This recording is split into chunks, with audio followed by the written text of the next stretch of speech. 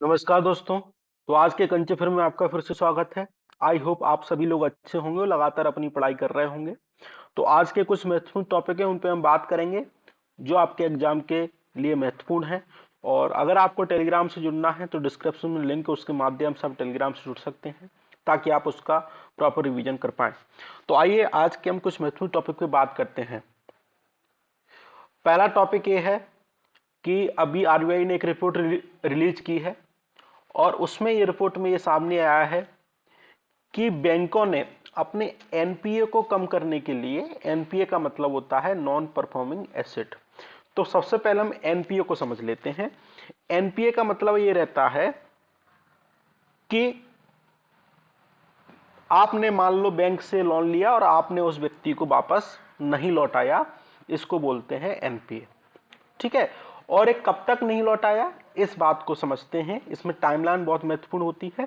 सबसे पहले बात करते हैं, आप भैया बैंक के पास गए, आपने कहा भैया हमको लोन दे दो, बैंक ने आपको दे दिया। आपने 1 साल के लिए लोन लिया था और आप बैंक वाले ने आपको लोन दे दिया और आपने वो लोन वापस कर दिया ऑन टाइम।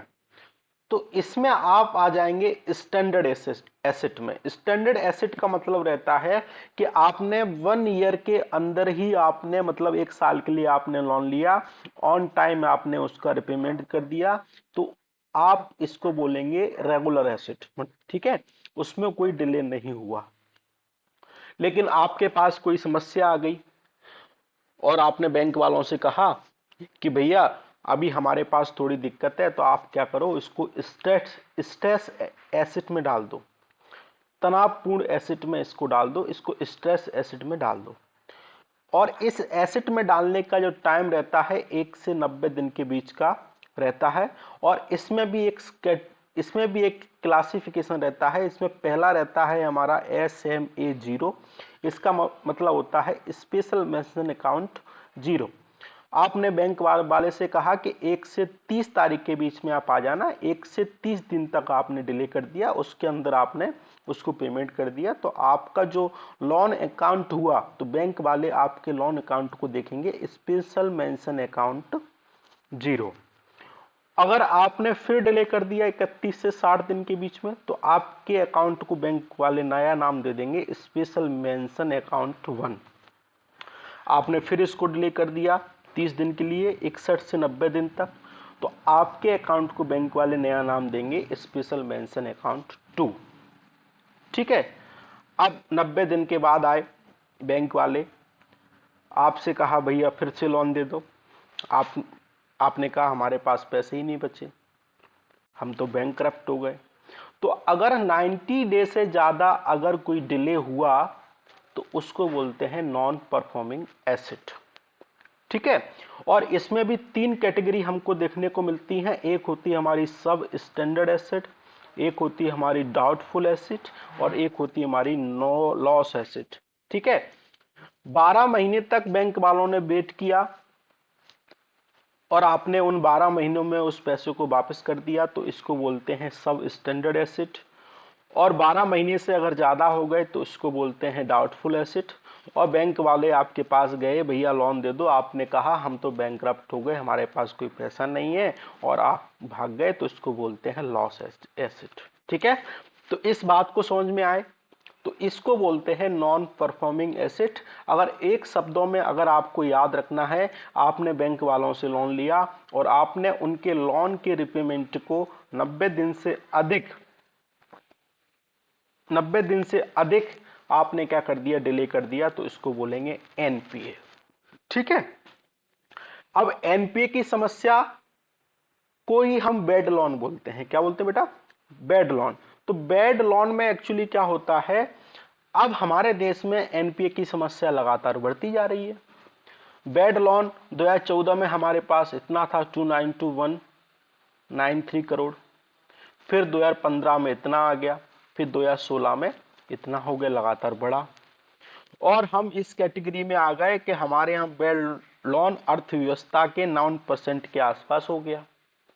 ठीक है। सबसे कम हमको चाइना में देखने को मिलेगा, 2% है, फिर उसके बाद साउथ अफ्रीका, फिर उसके बाद ब्राजील, फिर इसके बाद रसिया, और हम रसिया और इंडिया क्या है, बराबर है, भाई भाई हैं, तो इसलिए हम क्या हो गए, रसिया के बराबर हो गए। तो इस कदर हमारी एनपीए की समस्या लगातार बनी हुई है। इससे बैंकिंग की जो फंक्शनिंग है उस पर निगेटिव रूप से प्रभाव पड़ता है। कहीं न कहीं जो इकोनॉमी एक्टिविटी रहती है उसमें भी हमें निगेटिव रूप से इम्पैक्ट देखने को मिलता है। ठीक है, तो हमने एनपीए समझ लिया। अब एक्चुअली क्या हुआ है, आरबीआई ने एक रिपोर्ट रिलीज की है कि बैंकों ने 10 लाख करोड़ के आसपास इस एनपीए को राइट ऑफ कर दिया है। राइट ऑफ का मतलब है कि कोई ऐसा पेमेंट जो एनपीए था, या तो उसकी लो चांस है रिकवरी के, या जो जिसने लोन लिया वो डिफॉल्ट हो गया। ठीक है, तो इसका मतलब हो गया कि इसको बैलेंस शीट से अलग हटके कहीं और लिख दिया, ताकि हमारी जो बैंकों की बैलेंस शीट है वो क्लीन दिखने लगे हमको, ताकि कोई इन्वेस्टर आते हैं वो इजीली इन्वेस्ट कर पाए। ठीक है, तो इसको अभी कहां रख दिया, अलग अकाउंट इसके लिए हमने बना दिया, उसको नाम दे दिया राइट ऑफ। इसका मतलब ये नहीं है कि हमने जो भी मतलब कि जिस व्यक्ति ने लोन दिया था हमने उसके लोन को माफ कर दिया। अगर लोन को अगर माफ करते तो उसको बोलते हम वेव ऑफ। ठीक है, इस बात को दो शब्दों में आप याद रखेंगे, एक होता है राइट ऑफ, एक होता है वेव ऑफ। तो राइट ऑफ का मतलब होता है अलग अकाउंट बना लिया ताकि हमारी जो बैलेंस शीट है वो क्लीन दिखे, नीट एंड क्लीन दिखे, उसमें कोई समस्या हमको नहीं दिखे। वेव ऑफ का मतलब है हमने कोई अलग अकाउंट नहीं बनाया, जो भी रजिस्टर लोन का था हमने उसको फाड़ दिया, जला दिया, ताकि जो भी व्यक्ति के पास लोन था अब वो क्या हो गया, फ्री हो गया, उसको देने की आवश्यकता नहीं है, जबकि इसमें उसको देने की आवश्यकता होगी। रजिस्टर फाड़ दिया मतलब क्या, मोहम्मद बिन तुगलक के बाद फिरोज शाह तुगलक आए, बहुत सारी समस्याएं थी, तो किसानों के पास क्या था, कर्ज था। तो फिरोज शाह तुगलक ने क्या किया, उसके रजिस्टर को फाड़ दिया। और आपने इतिहास में पढ़ा होगा कि फिरोज शाह तुगलक के कार्यकाल को बोलते हैं कल्याणकारी राज्य की जो अवधारणा आई वो फिरोज शाह तुगलक के माध्यम से आई।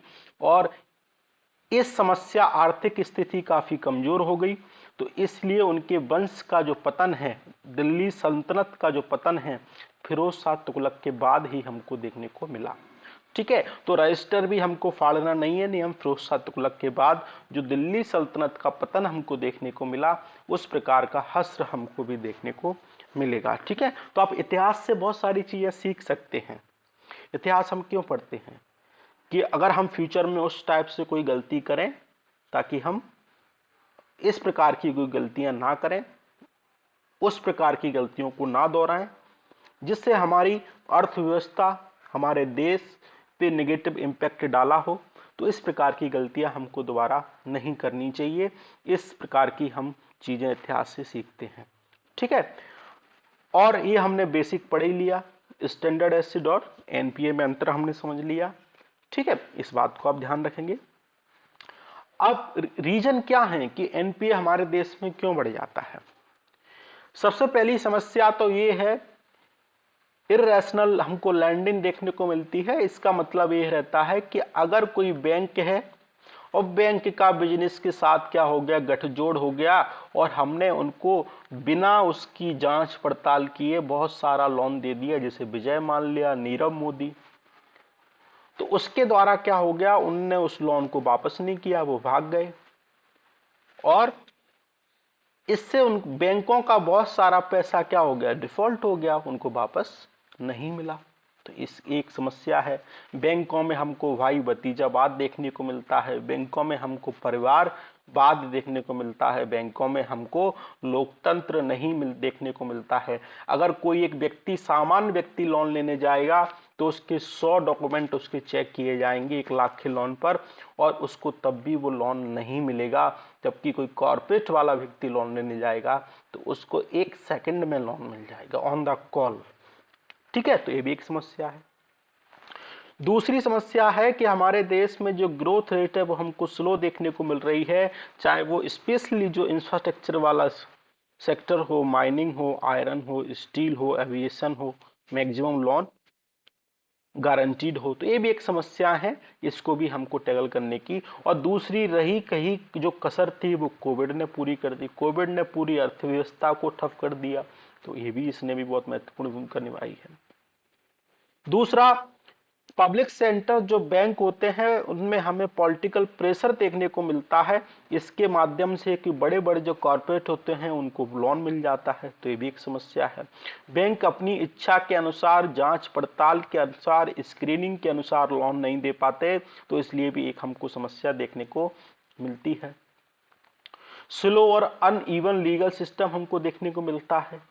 बैंक्रप्सी लॉ है वो, तो उसमें जटिलताएं देखने को मिलती हैं और न्याय में देरी हमको देखने को मिलती है, तो ये भी एक समस्या है। इसलिए क्या हो जाता है, मान लो किसी ने 2000 में कोई प्रोजेक्ट लिया और किसी ने केस कर दिया, तो उस प्रोजेक्ट पे स्टे लग गया और वो प्रोजेक्ट पे स्टे ओपन हुआ 2020 में, तो 10 साल में उस प्रोजेक्ट की कॉस्ट बढ़ गई, जबकि उसने 100 करोड़ रुपए का ही उसके लिए फंड लेके चला था। अब वो प्रोजेक्ट कब कंप्लीट होगा, 200 करोड़ में मान के चलते हैं, क्योंकि महंगाई भी तो बढ़ी, तो ये भी समस्या है। ठीक है, जो भी हमारे ट्रेडिशनल बैंक हैं वो हमारे लॉन्ग टर्म लोन के संदर्भ में बात नहीं करते और हमारे जो बिग इंफ्रास्ट्रक्चर प्रोजेक्ट हैं वो डिले बने रहते हैं, तो ये भी एक समस्या है। ठीक है, इस बात को ध्यान रखेंगे। तो ये सारी हमारी समस्याएं हैं, रीजंस है। इसके अलावा और भी समस्याएं हो सकती हैं, एनपीए के क्यों बढ़ रहा है हमारे देश में, ठीक है, और इम्पैक्ट क्या पड़ता है इससे। इम्पैक्ट ये पड़ता है कि जो बैंकों की जो प्रॉफिटेबिलिटी है उसकी हैम्पर होती है, ज्यादा पैसा नहीं कमा पाते हैं एनपीए के कारण, और उनकी मेंटेनेंस कॉस्ट, फ्यूचर लॉसेस हमको देखने को मिलते हैं। और इसके अलावा जो सामान्य जन व्यक्ति को, सामान्य जन को अगर कोई लोन देना हो वो उनको नहीं दे पाते, और देते भी हैं तो हाई इंटरेस्ट रेट पे देते हैं, और सामान्य जन हाई इंटरेस्ट रेट पे लोन नहीं लेता, जिससे क्या होता है, अर्थव्यवस्था में इकोनॉमिक एक्टिविटी नहीं बढ़ती, तो ये भी एक बहुत बड़ी समस्या है। तो इसको हमको ध्यान रखने की आवश्यकता है, ताकि हम बहुत सारी समस्याओं का निदान कर सकें और कई प्रकार की चीजें हमारे सामने ना हो। और इसके अतिरिक्त और ये भी समस्या है कि जो एनपीए अगर बढ़ने लगता है तो बैंकों को उसके अनुपात में एक प्रोविजन रिक्वायरमेंट भी रखनी पड़ती है। तो अगर एनपीए बढ़ेगा तो बैंकों को अधिक से अधिक प्रोविजनिंग रखनी पड़ेगी। तो अगर प्रोविजनिंग ज्यादा से ज्यादा रखेंगे तो बैंकों के पास जो वर्किंग कैपिटल है वो कम हो जाएगी, तो लोग बैंक लोन क्या देंगे, कुछ नहीं देंगे।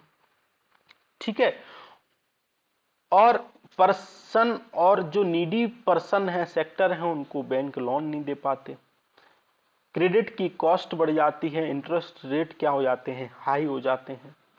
और अगर किसी बैंक के पास एनपी अधिक रहता है तो उसमें लोग इन्वेस्ट करने के लिए इंटरेस्ट नहीं रहते, ठीक है, इंटरेस्टेड नहीं रहते, तो ये भी एक समस्या है। ठीक है, बैंकों के पास एबिलिटी है वो भी उसकी कम हो जाती है, और मैनेजमेंट टाइम का बहुत सारा टाइम रिकवरी करने में चला जाता है, तो एफिशिएंसी भी हमको कम देखने को मिलती है।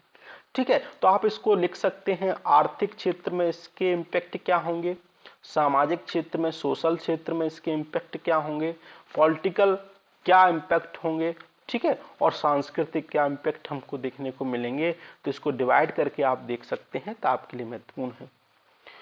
सरकार ने इस समस्या को दूर करने के लिए सरकार ने एक मिशन लॉन्च किया जिसका नाम था मिशन इंद्रधनुष। उसमें पहली थी कि अपॉइंटमेंट करना।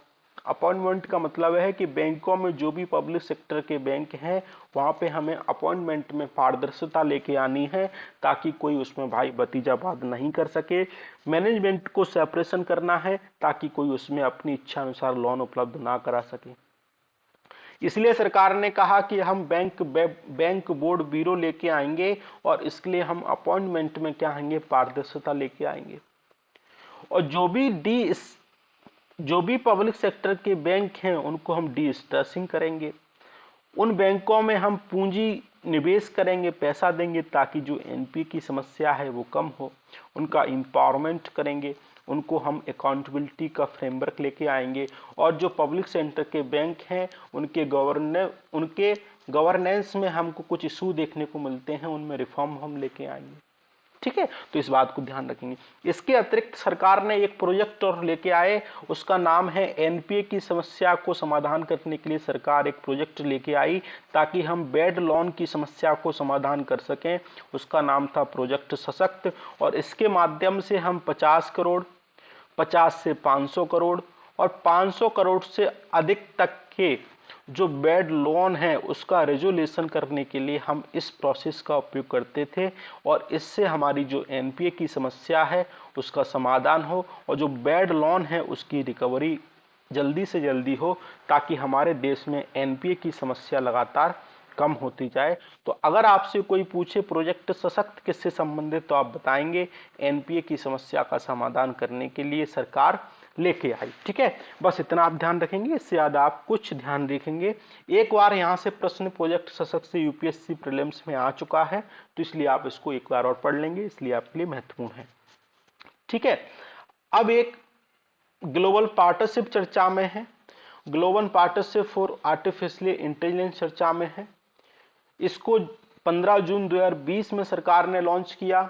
इंटरनेशनल मल्टी स्टेक होल्डर इसमें काम करते हैं और कहते हैं कि अगर आपने आर्टिफिशियल इंटेलिजेंस का कोई रिस्पॉन्सिबल अगर आपको डेवलपमेंट करना है, अगर आपका यूज आप करेंगे उसका, तो वो ह्यूमन राइट का वायलेशन उसको नहीं करना चाहिए, फंडामेंटल फ्रीडम उसको रखनी चाहिए और डेमोक्रेटिक वैल्यू को उसको संग रूप में लेके चलने चाहिए।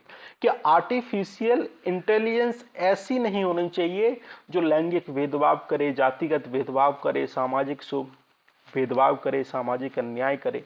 उसमें लोकतांत्रिक वैल्यू होनी चाहिए, उसका उपयोग सही हाथों में होना चाहिए। ठीक है, तो हमारे लिए महत्वपूर्ण है क्या, global partnership for artificial intelligence. इसमें हमको 25 मेंबर देखने को मिलेंगे, USA, UK, UAE, Australia, Canada, France, जनवरी आदि। इसको भारत ने 2020 में इसको ज्वाइन किया और इसकी जो मेंबरशिप है सभी के लिए ओपन है, इस बात को ध्यान रखेंगे। इसका सेक्रेटरीट हमको ओईसीडी में देखने को मिलेगा। ओईसीडी का मतलब होता है organisation for economic cooperation and development. इस बात को ध्यान रखेंगे, यहाँ से प्रश्न बन सकता है, अभी तक नहीं आया है। ठीक है, तो global partnership for artificial global partnership for AI, इसका संबंध है जैसा कि हमने पढ़ा, यूएसए इसमें है, यूके है, यू है, ऑस्ट्रेलिया है, कनाडा है, फ्रांस है, अदर कोई कंट्री होंगी। भारत ने इसको 2020 में ज्वाइन किया।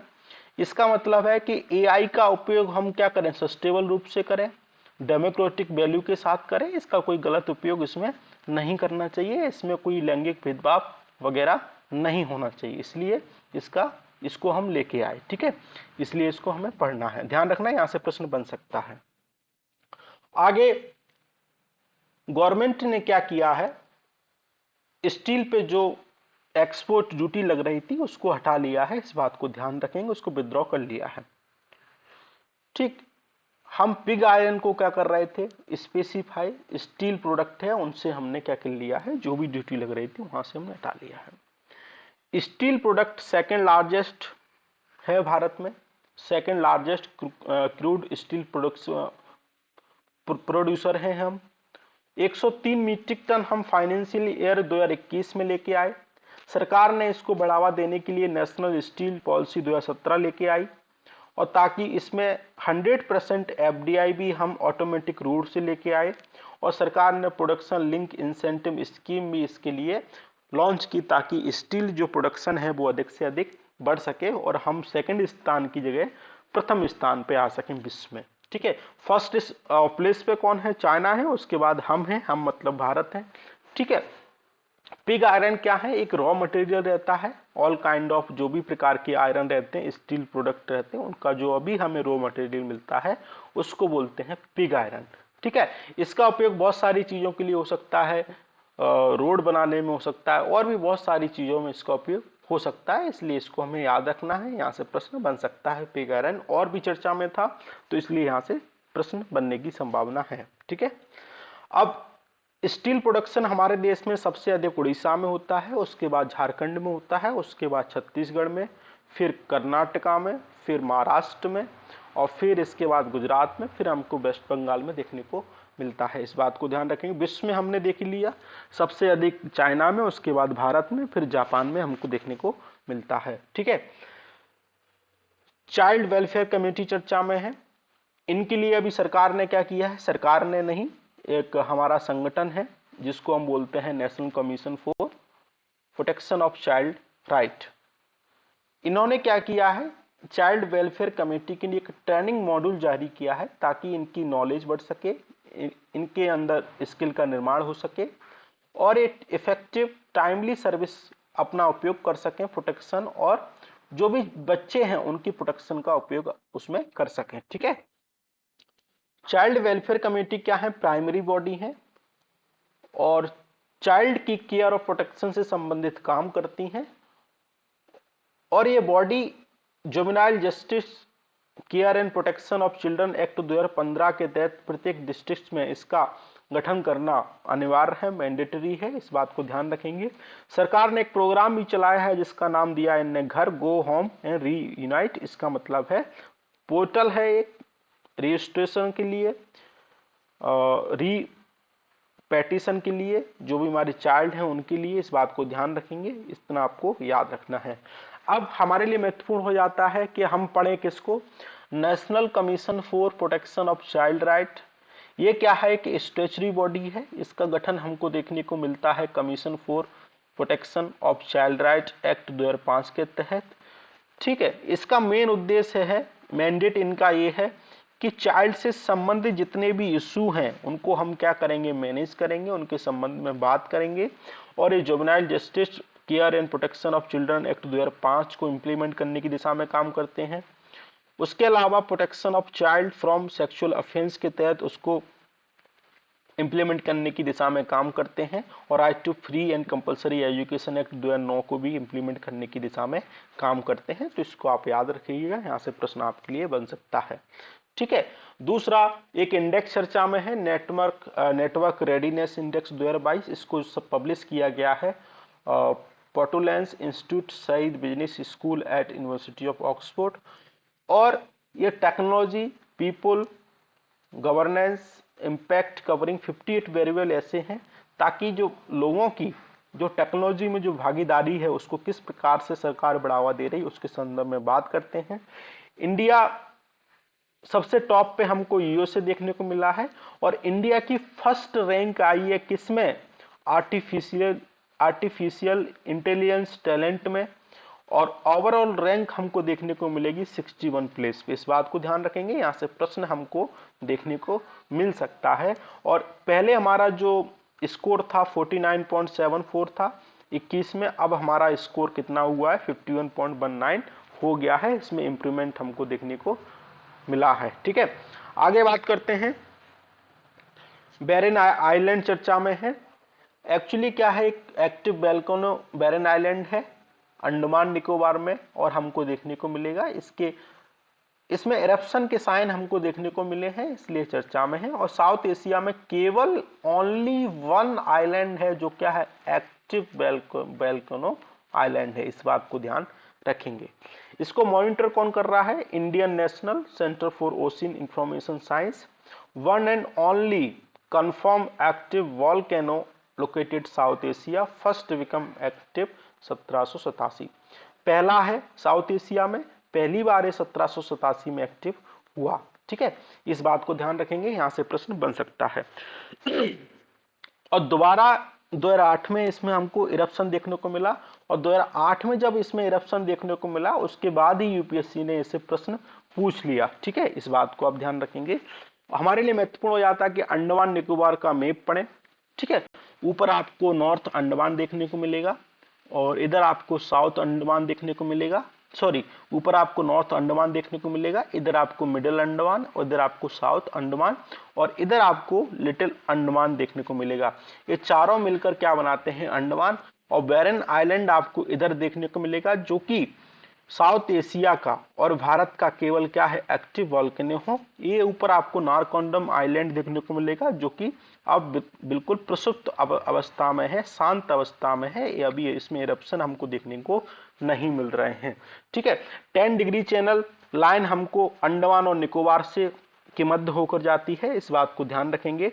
और डंकस पास आपका लिटिल अंडमान और साउथ अंडमान के मध्य से लाइन होकर जाती है, इस बात को भी ध्यान रखेंगे, यहां से प्रश्न बन सकता है। और इधर आपको कार निकोबार आइलैंड देखने को मिलेगा, लिटिल निकोबार, और इधर आपको इंदिरा पॉइंट आपको देखने को मिलेगा। ठीक है, इसको बोलते हैं अंडमान निकोबार। और इधर नीचे से आपको 6 डिग्री लाइन होके गुजरेगी जो कि इंडोनेशिया और अंडमान निकोबार से होके, ठीक है, उनको अलग करने का प्रयास करते हैं। ठीक है, इस बात को ध्यान रखेंगे। दूसरा, जैसे हमने पढ़ा अभी, नॉर्थ अंडमान आपको ऊपर देखने को मिलेगा, मिडिल अंडमान आपको ये देखने को मिलेगा, साउथ अंडमान आपको इधर देखने को मिलेगा। ये बैरन आइलैंड है, एक्टिव वॉल्केनो है, केवल साउथ इंडिया का पहला और इंडिया का भी पहला आइलैंड है जो कि एक्टिव है, कंफर्म। लिटिल अंडमान और साउथ अंडमान के मध्य से डंकस पास हमको देखने को मिलेगा। 10 डिग्री चैनल हमको कार निकोबार और लिटिल अंडमान के मध्य से निकलेगा। ठीक है, इधर आपको लिटिल निकोबार और ग्रेट निकोबार देखने को मिलेगा, इधर आपको इंदिरा पॉइंट देखने को मिलेगा, इसके नीचे आपको 6 डिग्री चैनल देखने को मिलेगा, इंडोनेशिया से लगता है। ठीक है, जैसा कि आपको पता है लक्षद्वीप और मिनिकॉय के मध्य 9 डिग्री चैनल गुजरता है, इनको अलग करता है। मिनिकॉय और मालदीव के मध्य 8 डिग्री। ठीक है, बस इतना आपको ध्यान रखना है, यहां से प्रश्न बन सकता है और पूर्णतः बनने की संभावना है, इस बात को ध्यान रखेंगे। ऊपर हमने जैसे देखा नारकोंडम आइलैंड है, ऊपर नारकोंडम आइलैंड है जो कि एक्सटिंक्ट है, वोल्केनो है। और बैरन आइलैंड बिल्कुल डोर्मामेंट अवस्था में है, लेकिन इसमें साइन हमको देखने को मिले हैं एरप्शन के, इस बात को ध्यान रखेंगे, यहां से प्रश्न बनने की संभावना है। ठीक है, आगे चलते हैं। कामेंग हाइड्रो पावर स्टेशन चर्चा में है। अरुणाचल प्रदेश में अभी प्रधानमंत्री मोदी जी ने 600 मेगावाट का इस प्रोजेक्ट को उद्घाटन किया, जिसको निप्को ने एलटीडी ने इसको बिल्ड किया, जो कि मिनी रतन कंपनी है, पीएसयू है। ये रिवर कामेंग पे बना है, तवांग डिस्ट्रिक्ट से हमारी रिवर कामेंग निकलती है। ब्रह्मपुत्र की क्या है, ट्रिब्यूटरी है, अरुणाचल प्रदेश और आसाम के माध्यम से फ्लो होती है। ठीक है, इस बात को ध्यान रखेंगे, यहां से प्रश्न बन सकता है। कामेंग एक नेशनल पार्क भी चर्चा में था, चाइना और भूटान के मध्य विवाद में था। कमेंट करके बताइए क्या विवाद था। जैसा आपको पता है कामेंग इधर आपको देखने को मिलेगा, यहाँ भी एयरपोर्ट भी अभी हुआ है, उस एयरपोर्ट का नाम मुझे कमेंट करके बताइए, कल के लेक्चर में हमने उसको डिस्कस किया था। ये आपका कामेंग हाइड्रो पावर स्टेशन है। दूसरा, ग्रेट नॉर्थ वर्ड चर्चा में है, रसिया का वर्ड है, लेकिन इसको हमने केरला की कोस्ट पे देखा। 9000 किलोमीटर की यात्रा करके विंटर सीजन में ये केरला में आया। Long distance migratory stay bird है, येलो सी में आता है, Thailand, south Asia, east Asia में जाता है और यात्रा करके हमको केरला में देखने को मिलता है। आईयूसीएन स्टेटस इसका इंडेंजर कैटेगरी में हमको देखने को मिलेगा। जैसा आप इसको देख पा रहे हैं, इसको ग्रेट नॉट बोलते हैं। ये रसिया का पार्ट है, कामचटका। ठीक है, इधर आपको येलो सी देखने को मिलेगा, तो यहां से चलेगा इधर के, यहां ये रुकेगा येलो सी में। ठीक है, येलो सी के बाद 9000 किलोमीटर की पूरी यात्रा करने के बाद हमको थाईलैंड में देखने को मिलेगा, और थाईलैंड के बाद हमको कहां देखने को मिलेगा, केरला के कोस्ट में हमको देखने को मिलेगा। ये वर्ड है, आपसे पूछा जा सकता है, यहां से चर्चा में था, तो इसलिए आपको इसको याद रखिएगा। और आईयूसीएन स्टेटस इसका हमको इंडेंजर कैटेगरी में देखने को मिलेगा। ठीक है, आगे चलते हैं। Indira Gandhi prize for peace चर्चा में था, तो ये अवार्ड हमें प्रथम एनजीओ को मिला है जो कि एजुकेशन के सेक्टर में काम करता है, और इसके द्वारा, इस अवार्ड के द्वारा 25 लाख रुपए की राशि दी जाती है। Indira Gandhi memorial trust individual और ऑर्गेनाइजेशन को ये अवार्ड देते हैं, इस बात को ध्यान रखेंगे। और ऐसा रिपोर्ट प्रथम के द्वारा जारी की जाती है, बच्चों की जो भी आउटकम है शिक्षा में उसके संबंध में बात करती है। ठीक है, बस इतना ध्यान रखेंगे। दूसरा, निकोबारी हॉर्डी चर्चा में है। फर्स्ट एप्लीकेशन हमको देखने को मिला है अंडमान निकोबार से, इसको बोलते हैं निकोबारी हॉर्डी। और इसका उपयोग लोग क्या करते हैं, एक आइलैंड से दूसरे आइलैंड में जाने के लिए करते हैं, बस इतना ध्यान रखिएगा। हॉर्डी क्या है, इतना बोट है, सॉरी। इसको जीआई टैग देने के लिए उपयोग किया जा रहा है। ठीक है, कमेंट करके मुझे ये बताइएगा फर्स्ट जीआई टैग इंडिया का कौन सा था, और जीआई टैग को इंटरनेशनली कौन सा संगठन रेगुलेट करता है। ठीक है, दूसरा सिक्योरिटी एपीलेट ट्रिब्यूनल चर्चा में है।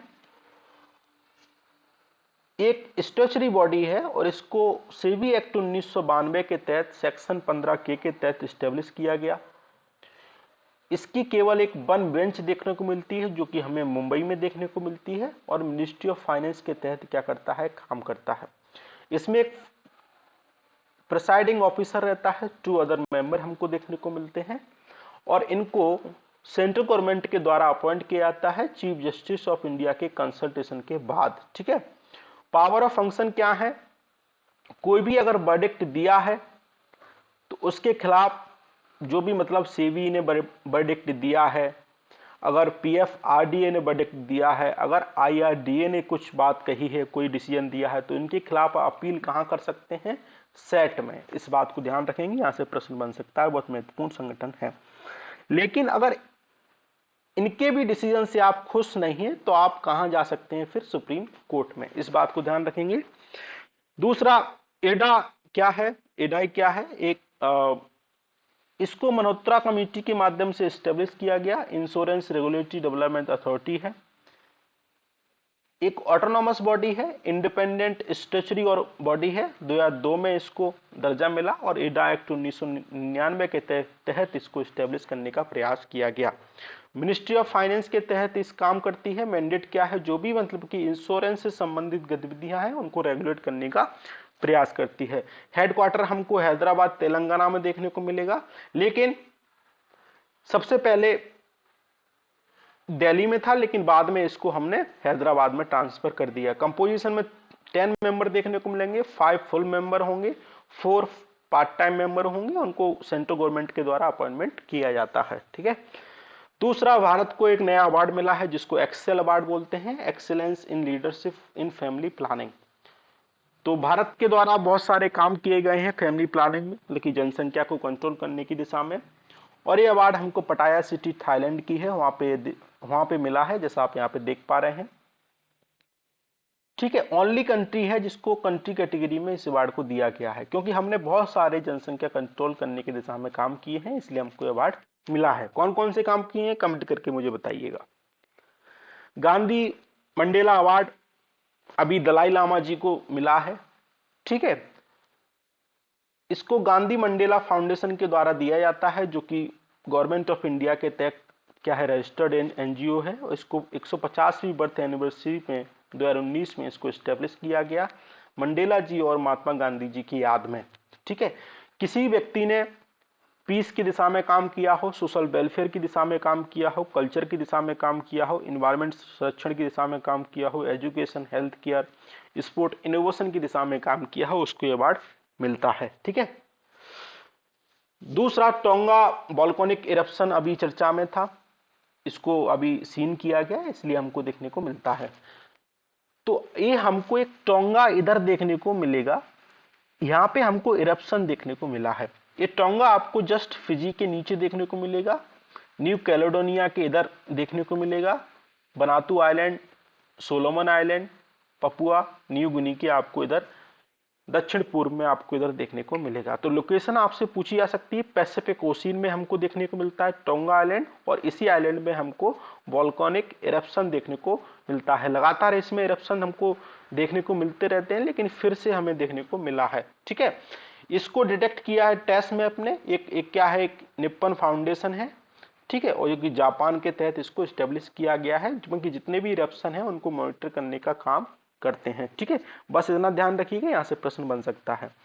दूसरा, अभी क्या हुआ है, 16 डे एक्टिविज्म 15 नवंबर से स्टार्ट होगा, international day of violence against women के खिलाफ है, इसको मनाने की अभी चल रही है, और इसकी हमको जो भी थीम थी, unite activism to end violence against women and girl. ठीक है, इस बात को ध्यान रखेंगे।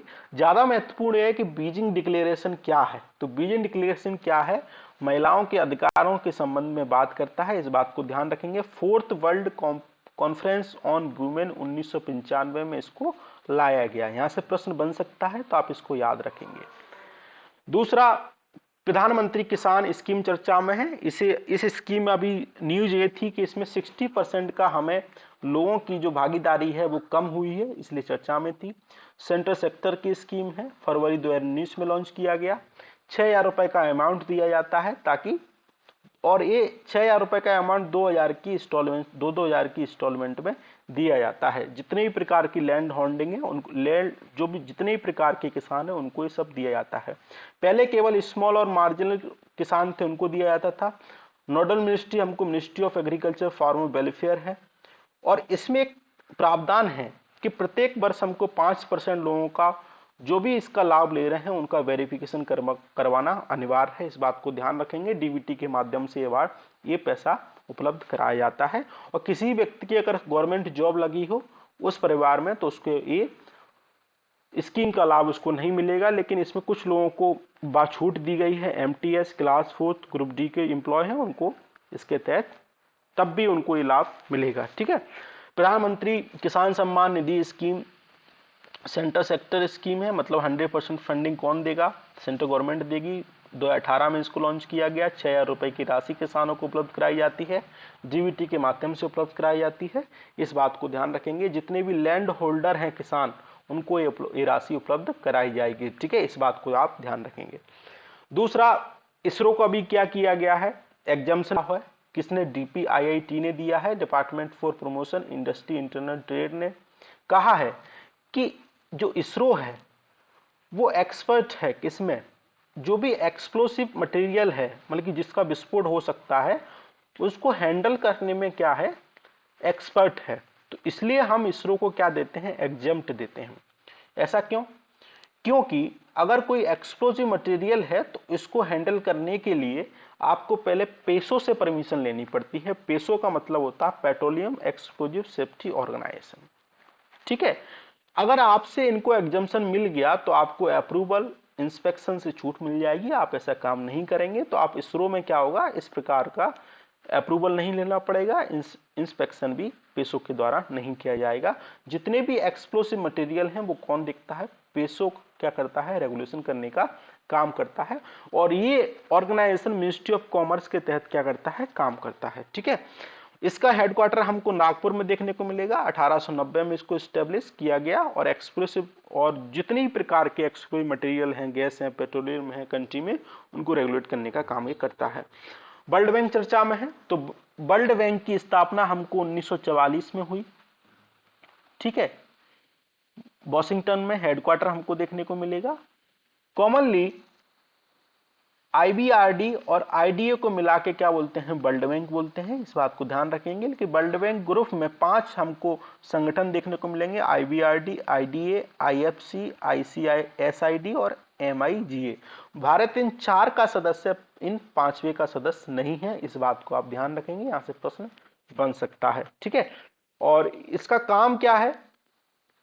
अल्प विकसित और विकासशील देशों को क्या देना? लोन देना, ग्रांट देना, टेक्निकल सपोर्ट देना। इस बात को ध्यान रखेंगे, यहां से प्रश्न बनने की पूरी संभावना है। यही बात यहां रखी है, लिखी है, तो आप पॉज करके इसको देख सकते हैं। दूसरा, अभी क्या हुआ है? शार्क की हंटिंग पे रेगुलेशन बनाने की बात हो रही है। ऐसा साइट के कन्वेंशन जो भी हम पनामा में देखने को मिल रहा है, COP19 में कहा गया है कि साइट को जो साइट नहीं, जो शार्क हैं उनको हमें अपेंडिक्स 2 में रखना चाहिए, ताकि उनको हम परमिट कर सकें और उनको रेगुलेट कर सकें, ताकि इनकी इलीगल जो हमको एक्टिविटी देखने को मिलती है वो ना हो। ठीक है। हमारे लिए महत्वपूर्ण है साइट का सेक्रेटरीट हमको जिनेवा में देखने को मिलेगा।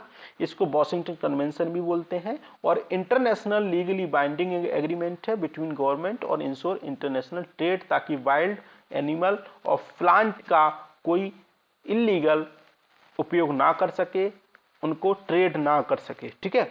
इसमें 184 पार्टीज देखने को मिलेगी। इंडिया 1976 से इसका सदस्य है। ठीक है। इस बात को आप ध्यान रखेंगे। फोर्स में 1975 में आई। उसकी 3 अपेंडिक्स हमको देखने को मिलती हैं। पहली अपेंडिक्स में हमको इसके ट्रेड करने से पूर्णतः क्या है? मना है। सेकेंड अपेंडिक्स में इसको रेगुलेट किया जाता है, इसको परमिशन लेनी पड़ेगी। अगर आप किसी बात को, किसी वस्तु, किसी भी एनिमल, फौना, फ्लोरा का आप ट्रेड करते हैं तो इसके माध्यम से आपको इसकी परमिशन लेनी पड़ेगी। अपेंडिक्स 3 में आपको थोड़ा सा किसी एक कंट्री को इसमें रेगुलेट करने की आवश्यकता है, लेकिन थोड़ा सा कम इसमें क्या है, मॉनिटर करने का प्रयास किया जाता है। ठीक है, तो अपेंडिक्स 1 में सुमात्रा टाइगर है, जैसे अमेरिकन गिनीसैंग है, फ्लोरिडा सॉफ्ट सेल टर्टल है, तो ये सारी बातें, बहुत सारी स्पीशीज इसमें शामिल है। दूसरा, बहरीन राज्य चर्चा में है। क्यों चर्चा में है कि बहरीन में अभी पार्लियामेंट्री इलेक्शन हुए तो उसमें 8 वुमेन क्या हुए, इलेक्टेड हुई हैं, तो काफी महत्वपूर्ण बात है। अरब कंट्री में महिलाओं का इलेक्टेड होना काफी महत्वपूर्ण बात हो जाती है। महिला अधिकारों को उनको मिलते हैं, महिलाओं के अधिकार इसके माध्यम से उपलब्ध कराए जाते हैं।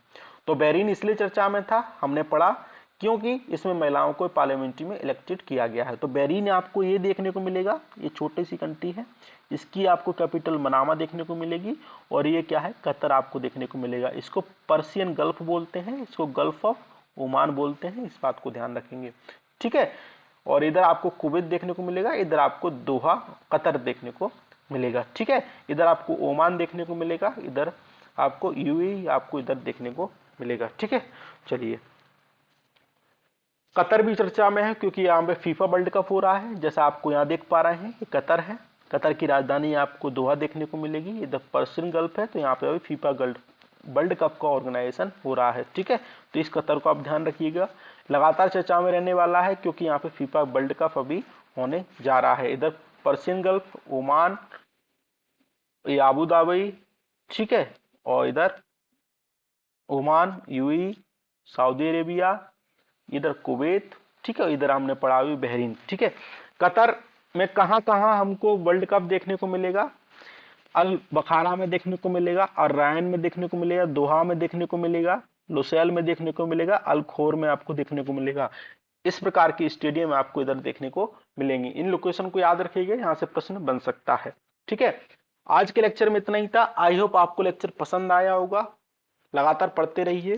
Thank you very much.